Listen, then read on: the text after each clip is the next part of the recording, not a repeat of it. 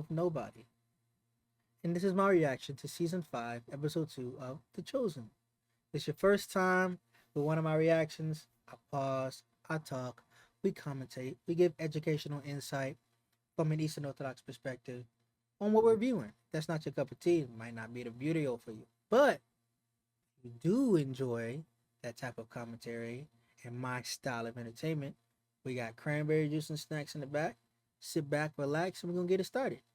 Cool, cool? So without further ado, let's start the show.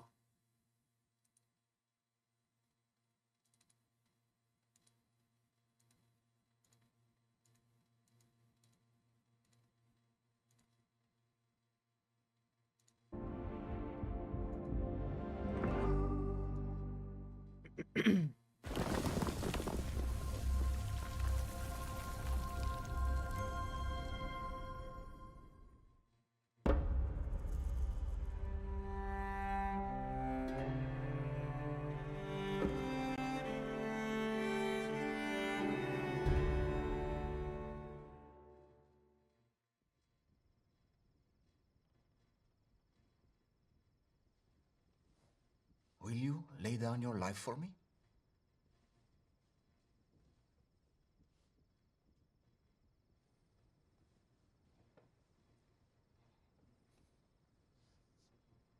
I only have a few things left to say, so please listen carefully. Remember when I sent you out 2 by 2? How could we forget? I told you to take no money bag or knapsack or sandals. And did you lack anything? Nothing. Nothing. But it was far easier then. You were serving your own people. And they wanted you there. They welcomed your message. Our ministry was growing and there was little resistance. From now on, it will be different. You will be going into a hostile world. The nation has rejected me, and now they will reject you. Because you are not of the world. Because I chose you out of the world. The world now hates you. If you have a money bag, bring it. Likewise, a knapsack. And if you don't have a sword, sell your cloak and buy one. Master.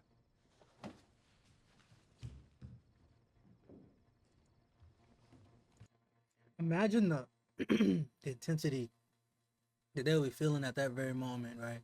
And how that resonates with us today, right? As Christians, and the hatred that we receive as Christians just for being Christian or holding to ideals that are not of the world, you know. We just had a recent tragedy with Charlie Kirk and the ideals that he held, which would align with Christian ideals, and he was killed for it, you know, assassinated for it. It's a scary thing, but you know, Christ overcame death, so we shouldn't be afraid of it either. We do have 2 swords. Certainly, it's not enough to defend 12 men against violent attacks. 11. It is enough. We sell our cloaks, buy more, protect ourselves properly. Said 11. I guess this is. I guess Judas left, and this is the part, like the chronological order that they put it in always confused me too. Like again, like how are they tracking this? All you need for now. My point is that you should be prepared for hostility and persecution. But ultimately, your protection will come from above. I still don't understand. You've talked about leaving us, telling us to be prepared, but then you'll give us a helper.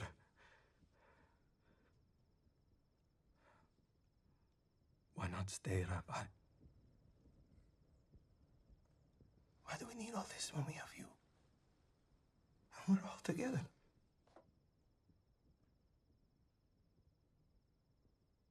You will all fall away because of me tonight. What? No, we won't. As Zechariah said, I will strike the shepherd, and the sheep of the flock will be scattered. But after I am raised up, I will go before you to Galilee. Even if they all fall away from you, I will never fall away. Simon. Simon, behold. Simon? Satan demanded to have all of you, that he might sift you like wheat. But I have prayed for you specifically, that your faith may not fail. And when you have returned, strengthen your brothers. I don't know what you're talking about. Satan want to sift us and all.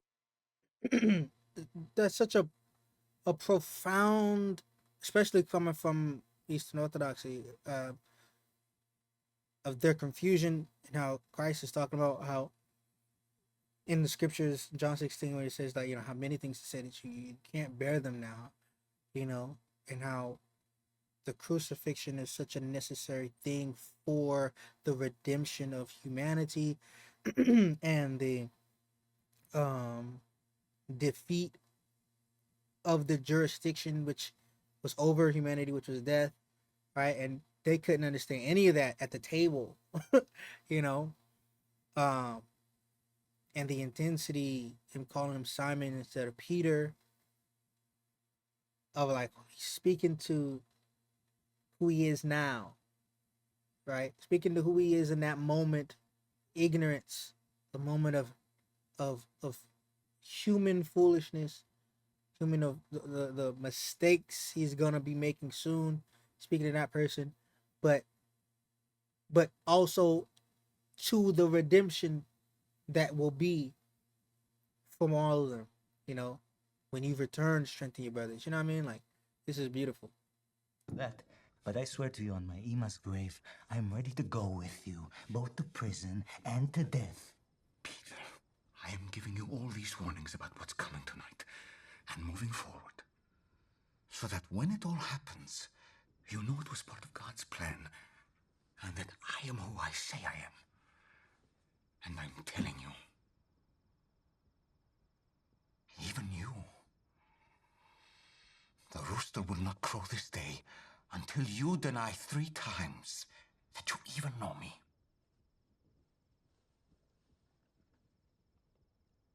No, no. Even if I must die with... That's insane. Like, that is, you gotta understand, especially if you've been watching the show from season 1, the level of disbelief of what's going on. You know, we read these Bible stories all the time, and it's like, dang, yeah, Peter denied Jesus. You gotta understand, they were with this man every day for 3 years. So for it to be said of them, and of Peter specifically, that you'll deny even knowing him. Look at the intensive reaction. You, I will not deny you. No Lord but God to the death. I would die with you too. I would die for you. I would die for you. I would die for you. We would all die for you, Master. Greater love has no one than this, that someone lay down his life for his friends.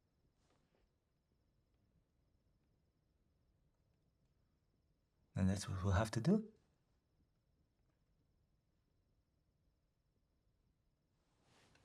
That's what I will do.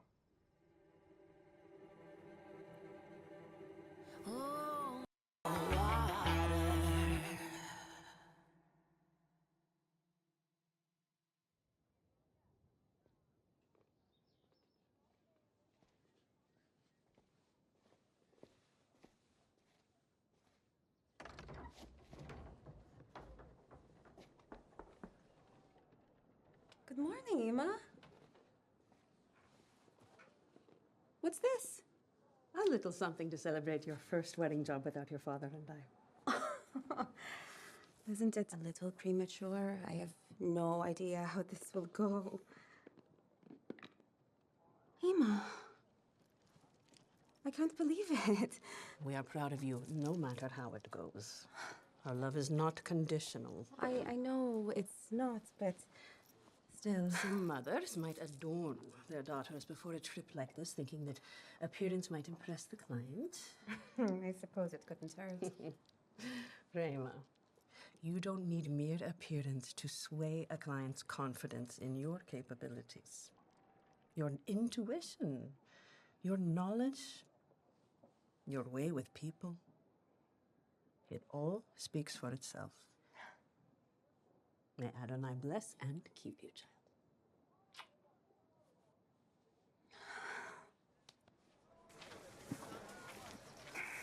Now listen, Thomas. My comrade Rafi didn't fare quite as well as me financially after our time together in the wars. The wedding tier he paid for is the 3-year vintage up top. And then as the evening wears on, the 2-year. The vineyard's cheapest arrangement. But I want to surprise him with generosity. He's a good man. He deserves it. Actually, I don't know if he's still a good man. It doesn't matter. He was when I knew him. A lot better than me, that's for sure. You are a good man, Gaffney. You've been a mentor and a role model. Thank you, Thomas. My wedding gift is to shock and amaze Rafi and Dinah with our 15-year Augustus vintage. At least for the first 2 barrels. You know the routine. If I didn't, you wouldn't be sending us alone. Don't embarrass me or the vineyard, Thomas. You have my word. Oh, how very Thomas. Everything set up way ahead of schedule. It's why we keep him on. Quite a bit obsessive, that head of yours. I didn't ask for it, it just is. Make us proud, my sweet. Well, I'll do great, Thomas. I know he doesn't say the words to you, but deep down, he believes in you. I don't know what to say. You treat me like family. So this is clearly a flashback because Rema, she, and if you haven't seen season 4, sorry, spoil it for you. Click off or mute this part. She is unalived. She's killed in season 4. So this is clearly a flashback. I don't know why this is a flashback. I'm trying to see like the relevance though. Leave you and the servants to it. Naomi and I have to meet with a new vendor in town. Shalom, shalom, kids. Shalom, shalom. Shalom, shalom. Feels like yesterday he was just an orphan boy showing up at our door, asking if the vineyard needed workers. Is that pride I hear? Let's just say I've always been able to spot potential. Oh. Oh, I get it. The regret. You can take credit for Thomas. I'll take credit for Rema. I'll admit to this. Her good looks, she definitely got from your side of the family. And her wit and pluck. What does that leave me? Inherited property. Oh.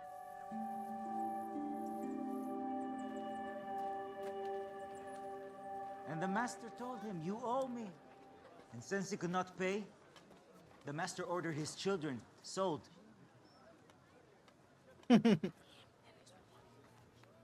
Ordered him and his wife sold, along with all his possessions and children, and all that he had, and payment to be made. So the servant fell on his knees and begged, "Have patience with me, and I will pay you everything."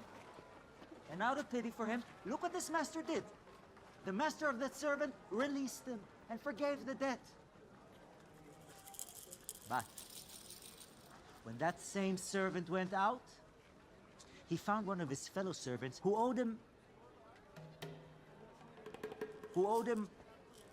only a single denarii, less than a half day's wages. and had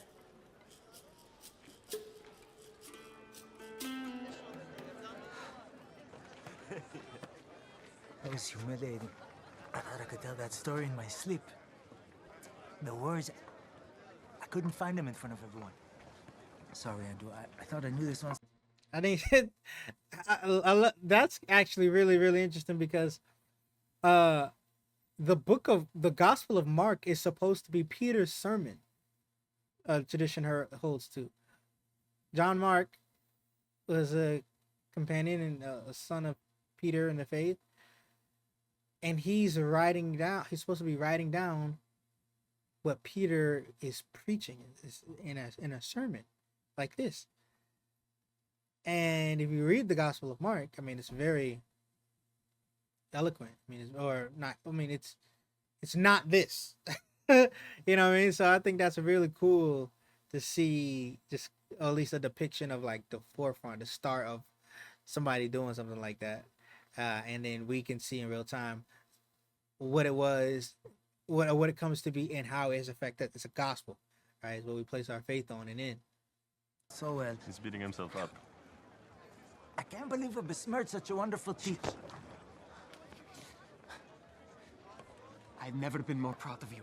They were hanging on your every word. Words you had to feed me when I faltered.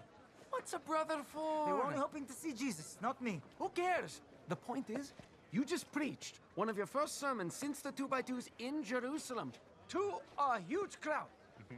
The week of Passover. Wait, did Matthew write down all my mistakes? No, he wasn't there. Did anyone see the guy on the stairs with the hood taking notes? What, a Pharisee? No, I don't think so. You hear that? You're in some guy's report. Andrew, they could be reporting us to our enemies. Jesus openly confronts the Pharisees. They haven't been able to take him down. Peter is not the Messiah. Whoa. I said I was the Messiah. Only Rome can arrest someone. Except within the temple walls. Jesus told us not to be anxious about tomorrow. There is a difference between anxiety and a discerning spirit. Yeah, well, take your discerning spirit somewhere else. Hey, everybody, calm down. It's a big week. Let's get some lunch. Yes, let's get some food. That was so good. Come on. So good.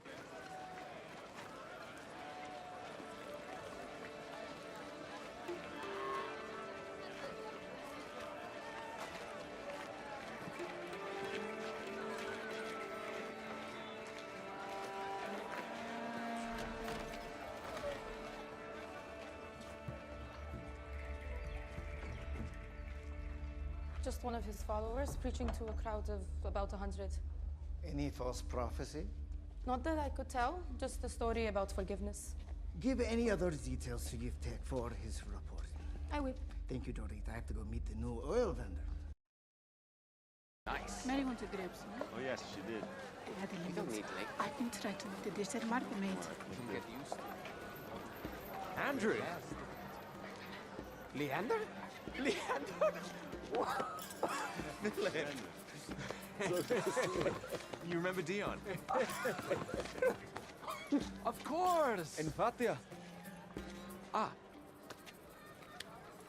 You seem to be on better terms. Give it time. This is Tamar. See? A woman follower of Jesus and a Gentile. I told you I wasn't crazy. Shalom. Are we allowed to say that? Well, if not, I have been wrong for years. We came all the way from the Decapolis to worship him and to observe this pilgrimage holiday. It's permitted, right? I mean, she's here, so I guess there are Gentiles here. You're not alone. Where's Jesus? We don't know. You don't know? He'll be around. Andrew, may I ask you a stupid question? Have you met my brother? Yes, of course. What is Passover, and how do we celebrate it? Passover is a celebration of the story of Exodus, where God freed the Israelites from bondage in Egypt. There's more to it, but you'll start with an offering to God in the temple.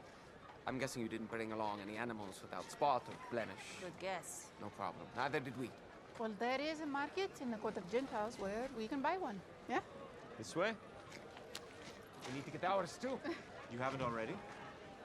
Well, our arrival to Jerusalem was eventful. I would imagine.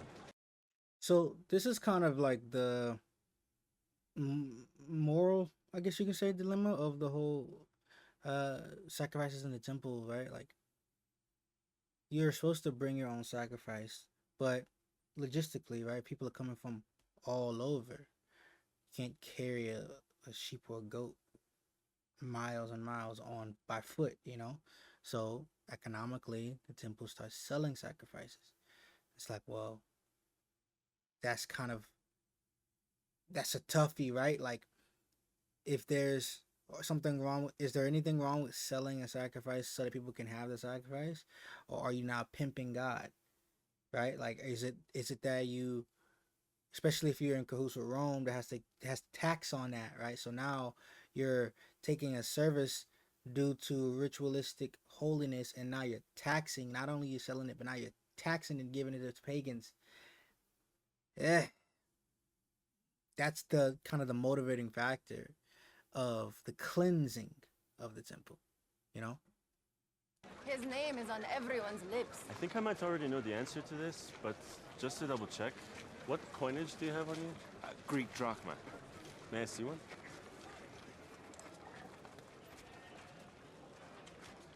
Whose face is this on the front? Artemis, goddess of the hunt.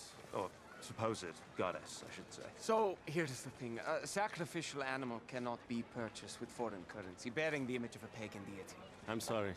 It must be exchanged for an acceptable form of Hebrew payment with the proper weight and purity. Why are you apologizing? Seems like a reasonable rule to me. The exchange rate is exorbitant. I see. What kind of an animal are we talking about? See what I'm saying? I forgot that I even touched on that.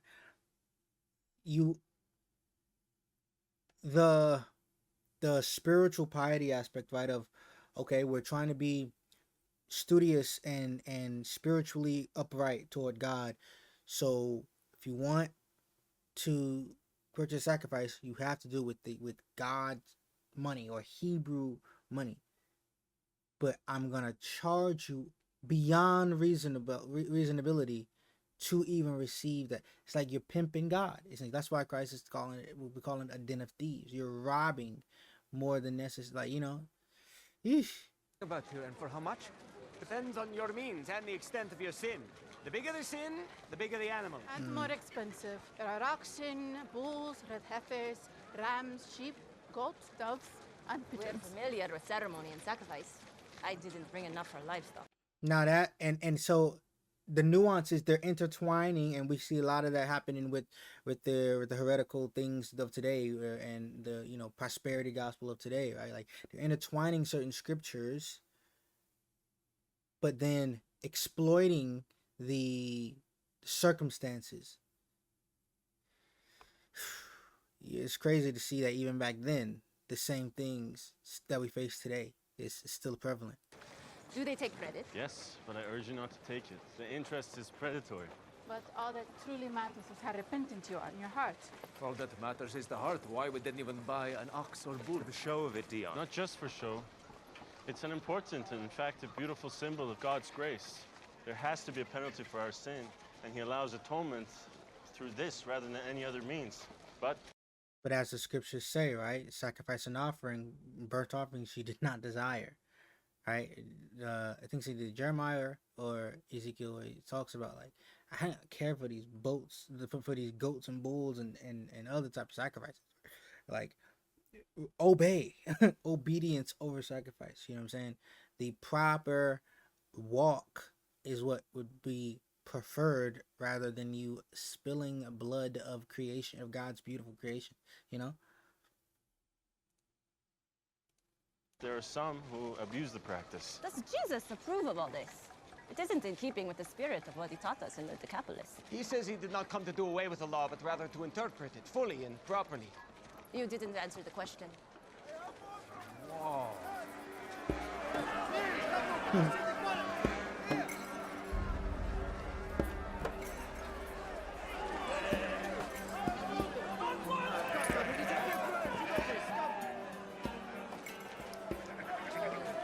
First stop, we need to exchange your coins.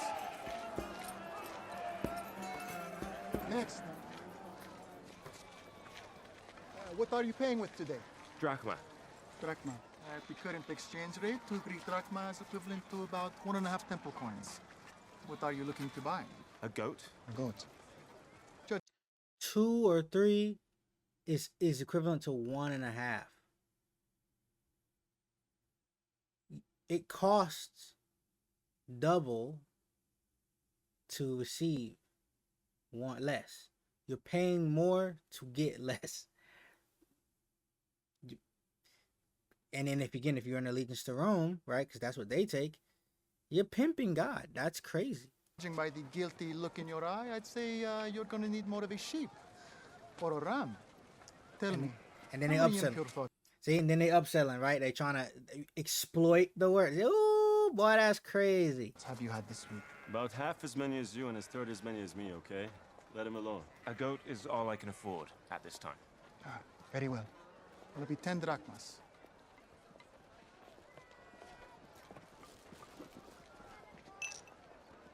Wait for it. And then 4.5 more for the exchange tax. Stop. Let's call it 14. That's 45% on top of the price of the animal itself. Pimping God is crazy. 45% on top of the dollar is insane. Wow. Gave you a half shekel bread. But half. 45% for what? To whom? 15% imperial sales tax to Rome. 15% booth rental fee to the Jewish authorities for transacting business on temple grounds. From all of this, I take a measly shekel and I have to feed my family. I don't do this for free. Would you? For such a... Now this is crazy. Now this is the interesting part. Like from a story standpoint as well. He's a layman, right? He's just trying to make a living for his family. But look what he said. It's the Jewish authorities that are trying to tax in this and you know, provide rental services and this and that and the third, plus the Roman thing. Okay, God's gonna deal with Rome, cool.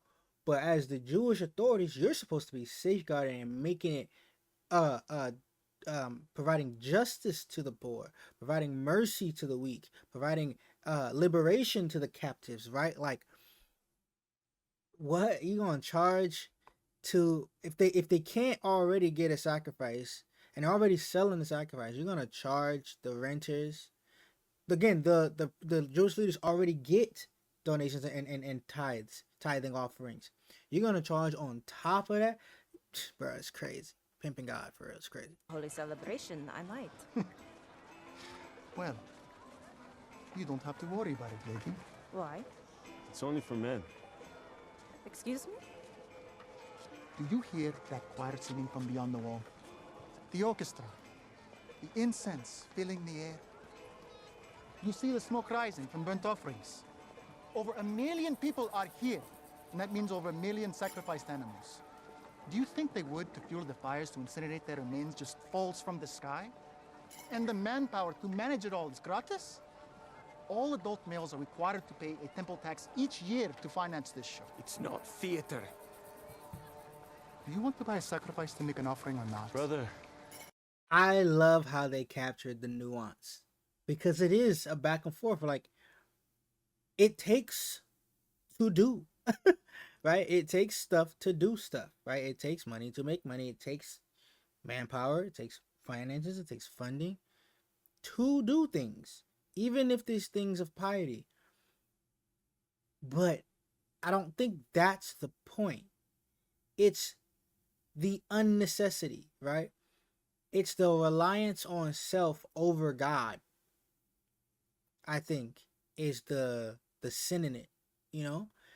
It's the, okay, well, like you said, it's going to fall out of the sky, right? That's just more of a way of saying, like, where do you think it's going to come from? We got to do it ourselves. Whereas that's not what happened with the forefathers. God provided. God provided bread from heaven. Why can't he provide, you know, an aspect? But it's faithlessness. Wow, that's crazy. He just wants to worship Adonai. Don't be caustic.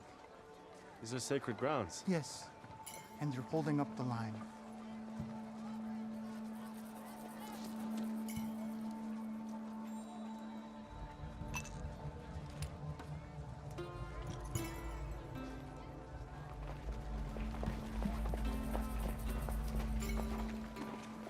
Never seen so many mounds of incense in my life.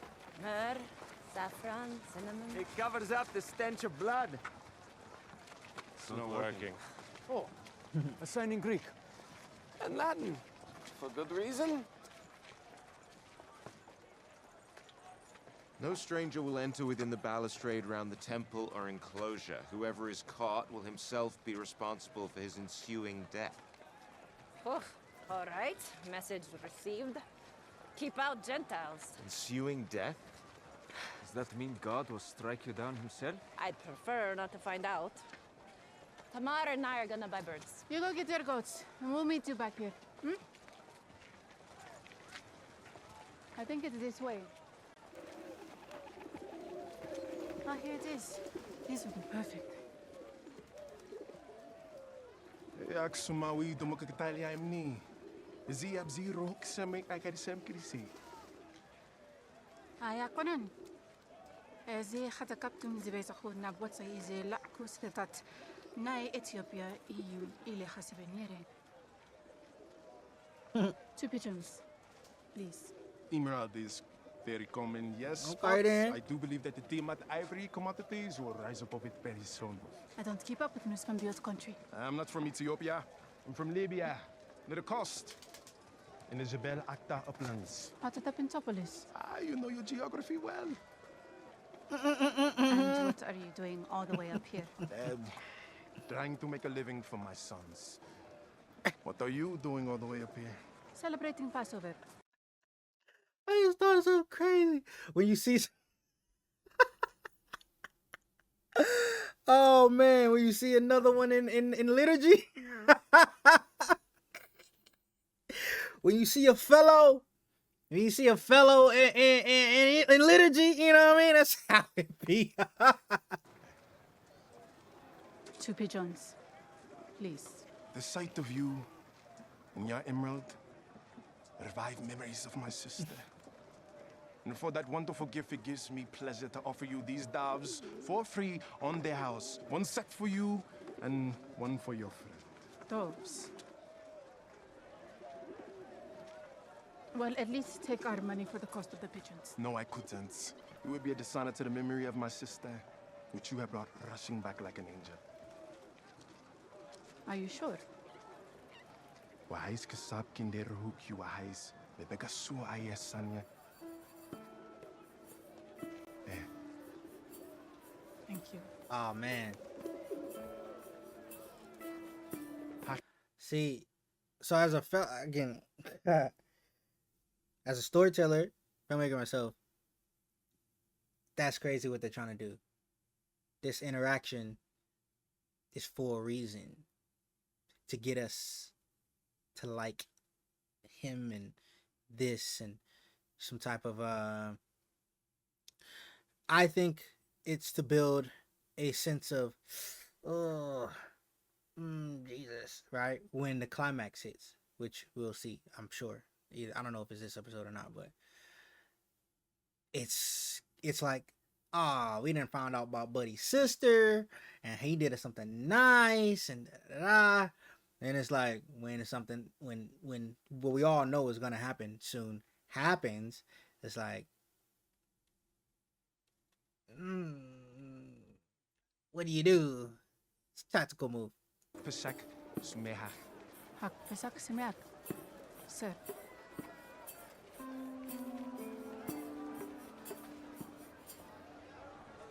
Well, as Andrew said, we must remain in the court of Gentiles on pain of death. So what do we do when we get to the priest? Hand them our doves and tell him our names? Is he keeping a list? Wouldn't surprise me.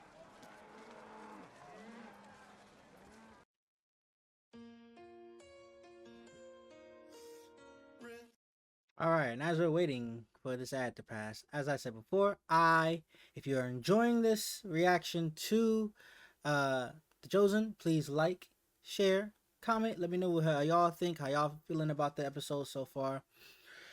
If you are if it's put on your heart to want to support this platform and the ministry, I have a Patreon, I have a donation link. We have lots of other projects coming. reacting to other shows. We're doing a apologetic series on debunking oneness right now. We're on episode 4. Episode 5 is coming soon. Then we'll be doing other heresies that we'll be debunking. We're going to be going and doing a cinematic apologetic series. We're doing reactions to other debates and breakdowns of other spiritual things. So yeah, that link is in my bio and YouTube and on TikTok. Leave it. It's secure. I put it in. Zebedee, son of Jonathan of Capernaum, Galilee. Yes, this is my son, John. Shalom. I'm Malchus, chief servant of operations to the office of the high priest. Shalom. Shalom. Shalom. Right this way. Jairus spoke of you in such glowing terms, one would think you were the Messiah. What is your secret? To be perfectly honest, a woman who helped perfect the recipe had been an esteemed vintner from the plain of Sharon. Tragically, she has gone to be with God. Ah, may her memory be a blessing. Your business to welcome change.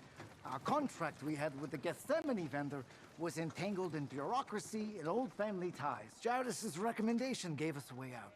Since you entered through the beautiful gate, I assumed that you are immersed in mikvah and are ritually clean, it goes without saying? Yes. The Chamber of Oils has a higher standard of ritual purity due to the sacred uses of the oils for the chief priest and the eventual anointing of the King of the Jews when he finally arrives. Glad to hear that. Just a forewarning. The Master of Oils requires a verbal confirmation of purity beyond simple mikvah immersion before entering to have your oils evaluated by the board. Understood. Rabbi Zebediah, shalom. Shalom, Malchus. This is Zebedee. This is his son John of Galilee. Oh, yes. We've met.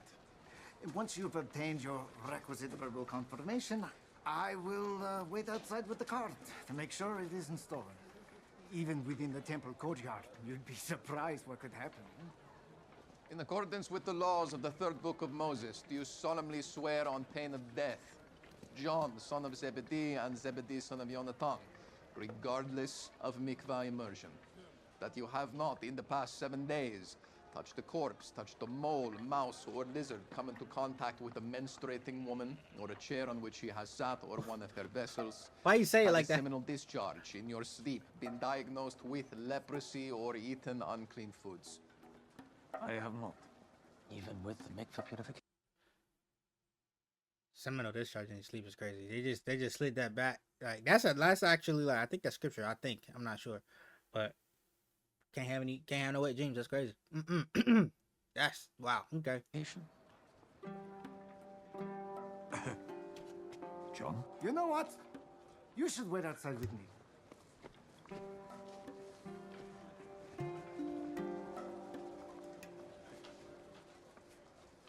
I'm sure I have no idea which one of those disqualified you. Touch the corpse? Leprosy. I couldn't go in either. Also, for leprosy. Your offer to bravely stand guard over a cart in one of the safest parts of Israel wasn't a giveaway at all.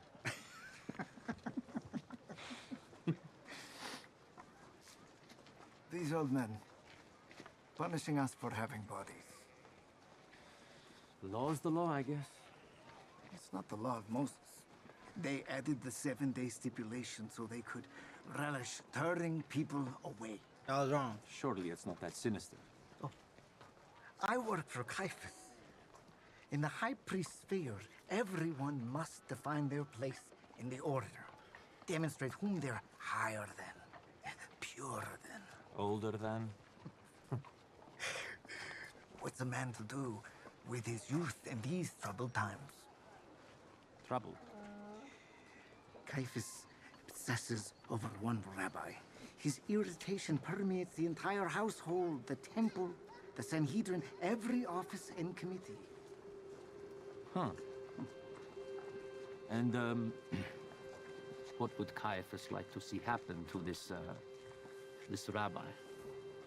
Well, in every proposed scenario, he risks either breaking the law, losing his power, inflaming the ire of Rome, inciting a riot, losing his position.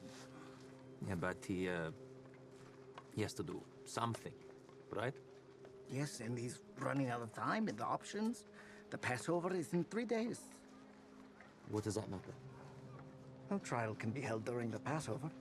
Oh, right, yes, I remember. Jesus of Nazareth needs to be tried and held accountable for Sabbath breaking, false prophecy, a whole litany of other offenses. But the people are ready to crown him king, so what's the high priest to do? Did they mention anything about... That will be all, Zebedee, son of Jonathan. That's it? Not even a welcome to the temple. I will escort you to Caiaphas' office, and we will finalize the paperwork. This way, my brothers. What? Stop looking at me like that. It was one of them things you had to sit out tried for. the garum? Hmm? Herodias and I have it imported from Rome by the Amphrey. Along with copies of the latest plays and poetry, no doubt, eh? Lucretius, Virgil, Horace, Ovid. You know, one of the things that sets, just from a filmmaking standpoint, one of the things that sets The Chosen apart from other like biblical movies and shows, they have great cinematography. Look, if you're a film nerd and camera geek like I am, look at the cinematography. Look at the symmetry. Look at the color scheme. Look at the patterns and the connection of it all. Look, everything. It's one thing. If you know anything about films, you make films. And if you don't, I'll tell you, because I do. Everything is on purpose. Everything is on purpose. The two people standing at the sides, them in the middle, the drapes how they are, the candles, the color of the tables and the thing and the gold and the top and the red and the red with the floor, the red with the flowers and the yellow and the pink, matching everything, culminating into one thing, pointing you into one thing. The background of Jerusalem of the green in the middle, contrasted with the tops and everything's on purpose, and you subconsciously go, yeah, I believe this. I want to believe this, and I choose to believe this, and I'll give you my attention for all of it. Great cinematography. Great cinematography. Production design. All of it. That, along with, of course, the story and the acting, but I think that's the true key thing that separates The Chosen from something like the Bible series or, I don't know, any other one that people liked and then fell off. He writes, death is less bitter punishment than death delayed. You do better quoting Moses, David, Solomon, Isaiah. Kai, it's simply not as fun. You know what else isn't fun? Trying to protect our entire nation when the people's hysteria over a man they want to be king could provoke Rome to wipe us off the face of the earth. Oh, Jesus, yes, the one they say raised the man at Bethany from the dead. Don't insult me by pretending you don't know. On the contrary, that's why I summoned you here today. Pilate wanted me to relay a message, which I will do, since I'm a man of my word. He suggested we consider killing Lazarus and putting the rumors of Jesus' supposed powers to rest, delegitimizing his following. Not that simple. For one thing, only Rome has the authority to enact capital punishment. I agree. It's the last thing we want to be associated with. Well, but it has happened before. You should know. Your father-in-law, he knows. And your people have already tried to stone Jesus to death. Your people? Our people, Antipas. You act like you're not one of us. Oh, that man You're is obsessed with Roman culture. Call the man by his real name. That's wild. Their music, their chariot races, their condiments. Wearing a toga. quite comfortable, actually. I don't know how you survive in this heat, suffocating yourself under all these layers, layers upon layers. Received a prophecy from God. Oh, I'd forgotten the two of you speak regularly, yes? Has he said anything about me? The prophecy He's a good actor. Is that one man will die for the people so that our nation will not perish. Are you sure this prophecy came from God and not your wife's father? How? It always wondered to me, right? Because Caiaphas is a bad guy in the story, but yet he receives prophecy from God. Scriptures say that gifts like that are irrevocable, right? Spiritual gifts are irrevocable. If God gave you that gift, it's yours. It's not yours, but he doesn't take back those gifts. However, the illumination in using said gifts can be corrupt. As you see, it says one man would die for the people so that our nation will not perish. He thinks, because his noose is darkened, that the nation is Israel physically, when it's the actual Israel, the Israel of God, which is the church. All of those who place their faith in Christ. It's crazy. I seem to remember Annas. I do have sympathy for you marrying into his family, by the way. Had such a penchant for killing his adversaries that Pilate's predecessor, Gratus, had him removed from the office of high priest. And I know he's still exerting enormous influence on you. Through your wife. I've never had someone killed via the influence of my wife. It was Salome who requested the head of the baptizer. Well, we all know who put her up to it. Eh? Oh, Caiaphas, if you go through with this, you might keep your marriage and get a pat on the back from your father-in-law, but you will lose your job. The case against Jesus is thinner than a silk strand, as far as Rome is concerned. They have no regard for Torah, what you deem false prophecy? Only for the rule of imperial law. They don't care if he's a threat to you. They care only if he's a threat to them. And from what I've heard, he's only preached peace and forgiveness and love, humility, a bunch of other boring stuff. And performed harmless magic tricks, which honestly I would love to see. I'm always game for a fun illusion, huh? He spooked me at first. Between you and me, I thought he might be the baptizer back from the dead to avenge me. But now he just seems amusing. The people herald him as king, the son of David. But has he identified himself as king publicly, in those exact words? Not that we have on record. Then how will you defend your actions, Caiaphas? When Pilate comes to depose you for breaking the law and executing someone outside the Roman justice system. You killed the baptizer. I am the Tetrarch of Galilee. I have special dispensation. You want to know something? I regret it. People hate me now. Didn't even want to do it. But you did. You chose your wife over popularity, and you would begrudge me the same. Here's what I begrudge you. I'm the one saddled with the onerous task of mediating the balance of power between the temple and Rome. A job I was born to. You're a craven, social climber. Married your way into the aristocratic family and happened to become high priest only because Governor Gratus had to depose Annas for doing the very thing you're trying to do. And if you succeed, I'll be the one left to pick up the pieces. If that's true,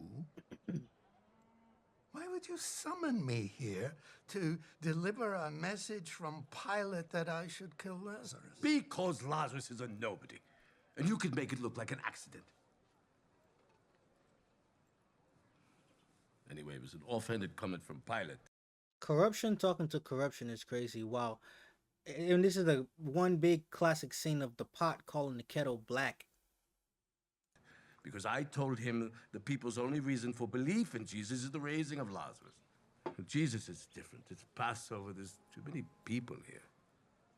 City's on edge. Your paranoia is clouding your understanding of my intentions.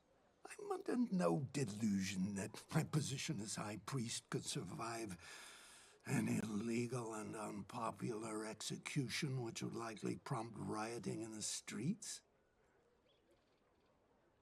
Then what are you doing?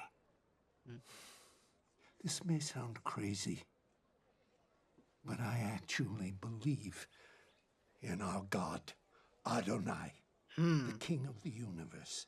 And he told me that one man will die so that our nation will not perish, which means it will happen. Oh.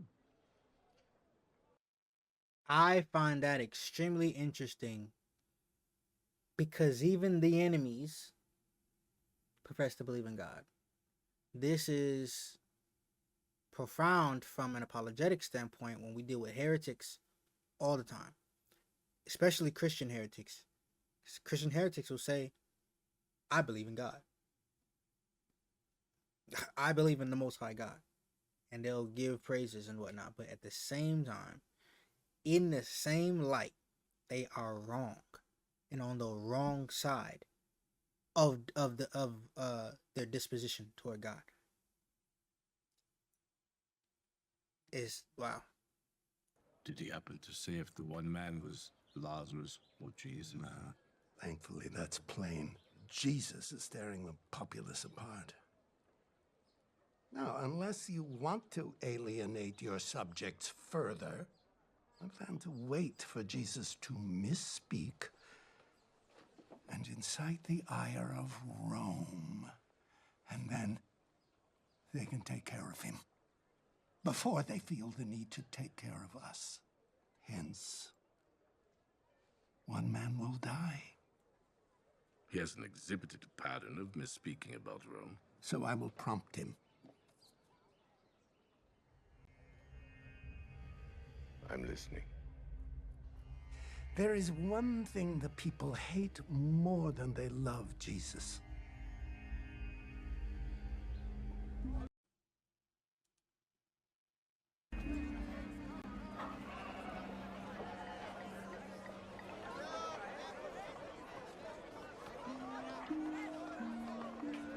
Obsessive, that head of yours. Coffee? No cucumber good enough, huh? It's for the Seder supper. Which is 3 days away. Always ahead of schedule. Except when it came to protecting my daughter. I'll come back later. Whoa, easy! Buy your ingredients now. It's for your last supper. What? With the Nazarene. Any meal you share with him is almost certain to be the last. I can tell you that.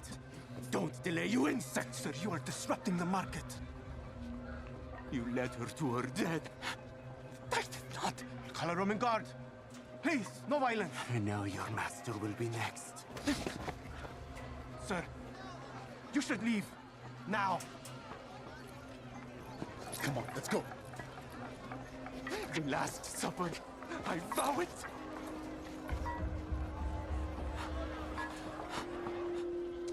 Of course, from my perspective, he's an op, right? But again, like from a story standpoint, and as a Christian, there's a call to be empathetic and try to see Christ in everybody. Tough. That's a grieving father, man. That's a grieving father.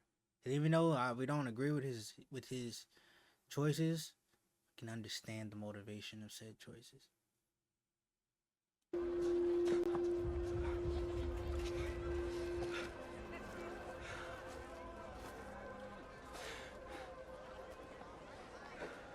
Thomas.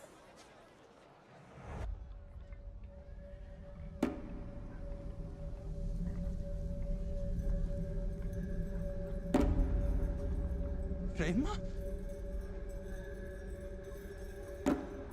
Thomas. How is... Thomas? How is it? It's me. Naomi? You looked like... I thought she was... I have those moments too. I'm sorry, Naomi. I'm so sorry.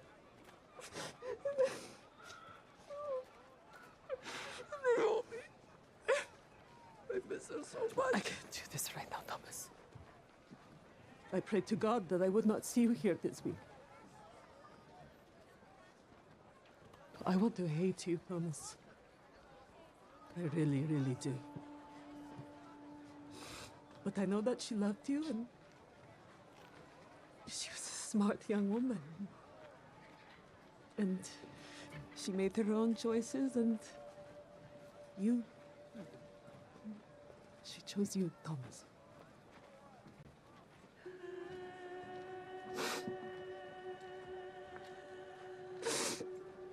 She was supposed to marry me, not the other way around. I'd give anything to take her place. So would I. So would Kafti. Rema loved the life that we were making. I know. Then she loved Jesus.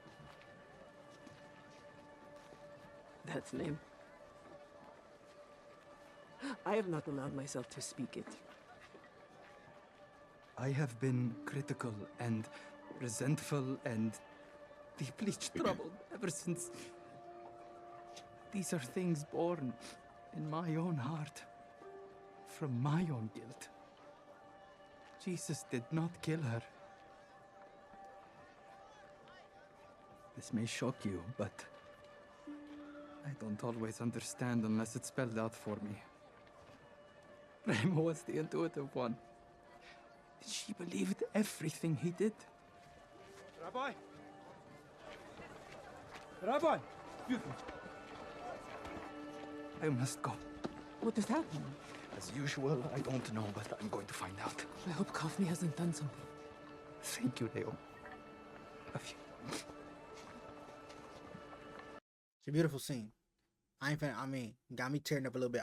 We still thugging out here, you know what I mean? You know what I'm saying? We don't got, you know what I'm saying? I'm tearing up a little bit. It's a beautiful scene. The complexity of just the situation, the tension, but the compassion, the mutual grievance. Wonderful scene. Wonderful acting. One more. Oh. Let's go next. What are you paying?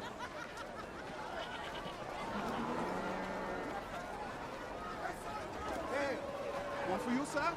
55.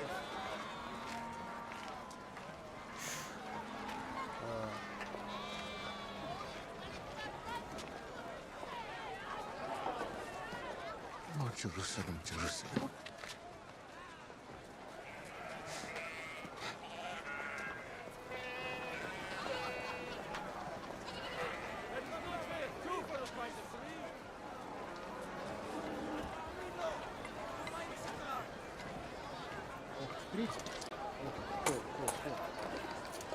Excuse me. Let's keep it moving. What are you doing? Why are you bringing food through here? I'm taking to the market. This is a shortcut. This is a place to worship the Father, not a shortcut. Let me through. No. Let me through. Turn around and go back. Now.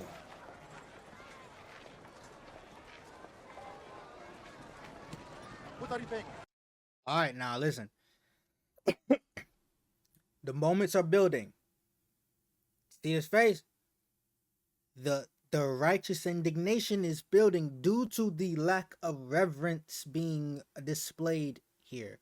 You're bringing food through the sacred ground. That's crazy. That's like old school bringing chocolate or something through your grandma's living room with the saran wrap.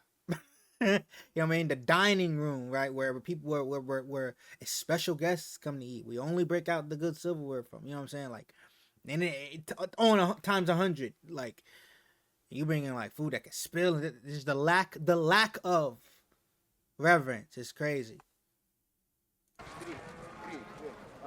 One more.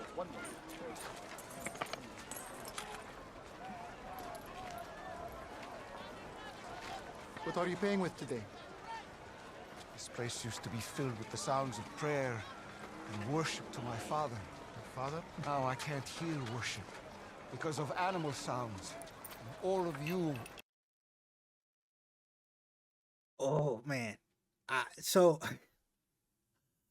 again, I love how the combination of things. Now, even from our perspective, right? It's like, hey, Jesus kind of tripping. Like clearly he's not. Clearly he's in the right. But they did such a great job of explaining the nuance and circumstances of the times. Right and wrong get clouded. You feel me? Arguing over prices, which sound about the same. All right, so what did you paying with today? You hear none of that.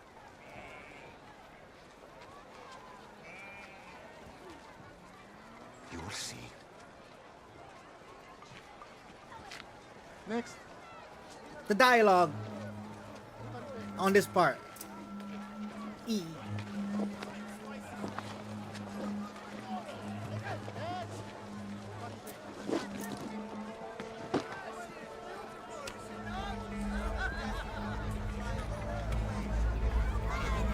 I know it's about to get. My bad. I know. My personal opinion, instead of saying, "You'll see," this is my own creative. I tell him back up. Just look, and just back up and walk away. He had to say it. Sometimes less is more in that sense. All right, just about to get crazy now.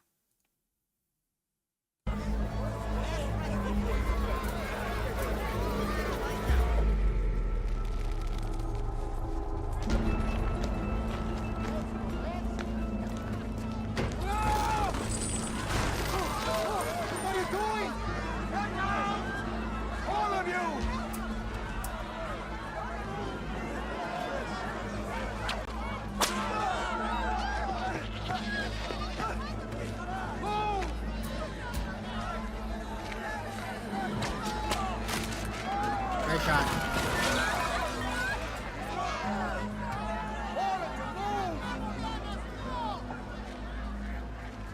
Stop profaning my father's house!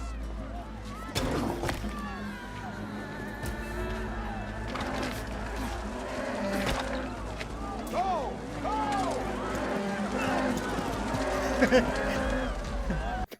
You can't tell me twice. I wasn't trying to die today anyway.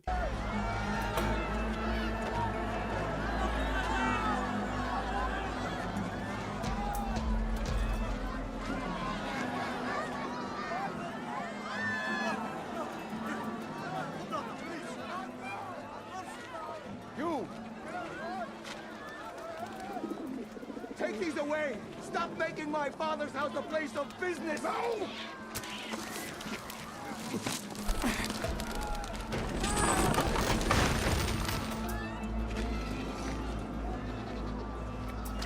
That is the story element of like, oh Jesus, because they made us care about him.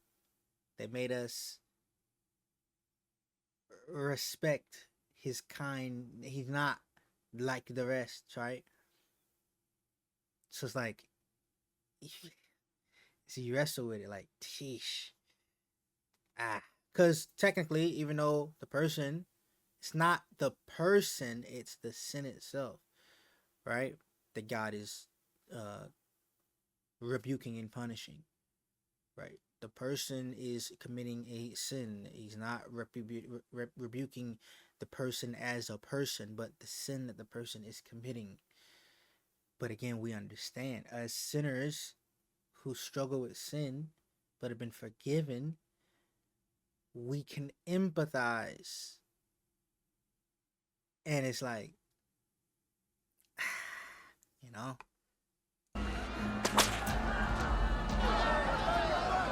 Look what you've done to my father's house!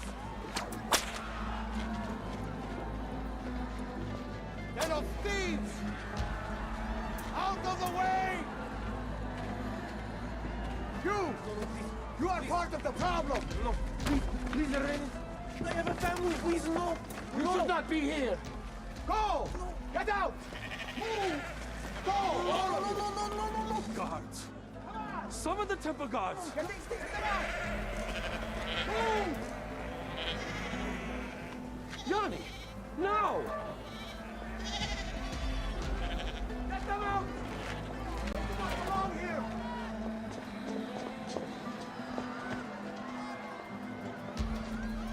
By the way, I'm also willing to bet that how this really happened was way more dramatic.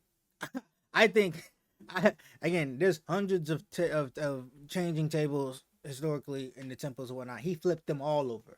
I think it was way more chaotic, way more dramatic than how this depicted. Even though this depicted it well, I can appreciate it. But wow, like he is cleansing. It's a thorough washing that was happening, cleansing the temple. This, I believe, showed maybe 20% of realism or intensity of how it actually happened.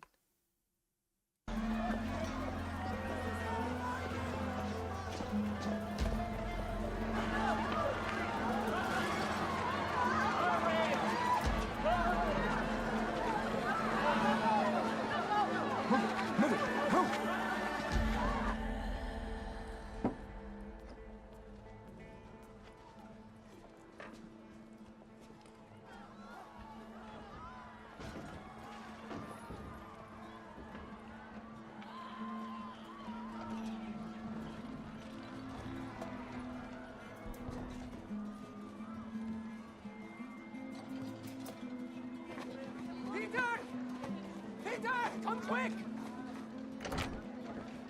What's happened? I don't know, he's gone mad! What?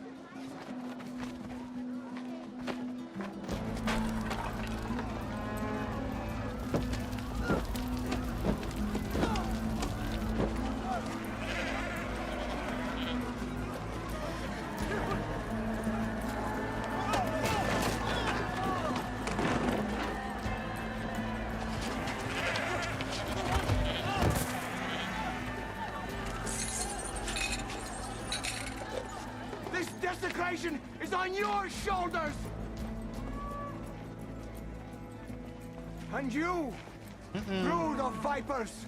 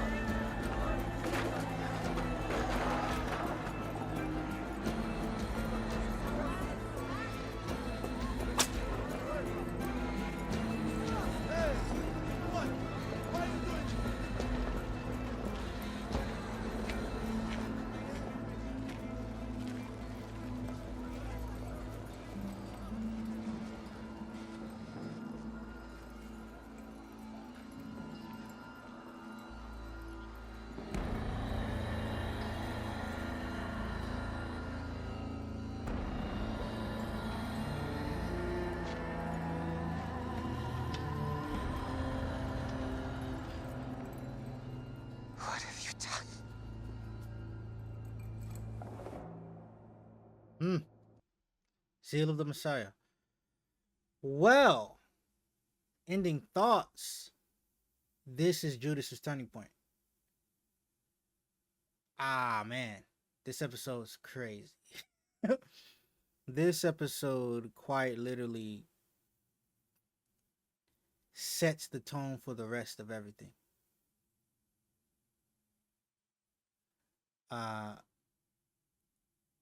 If everything else is bland from here on out, this set, they can't be. Like, this is crazy.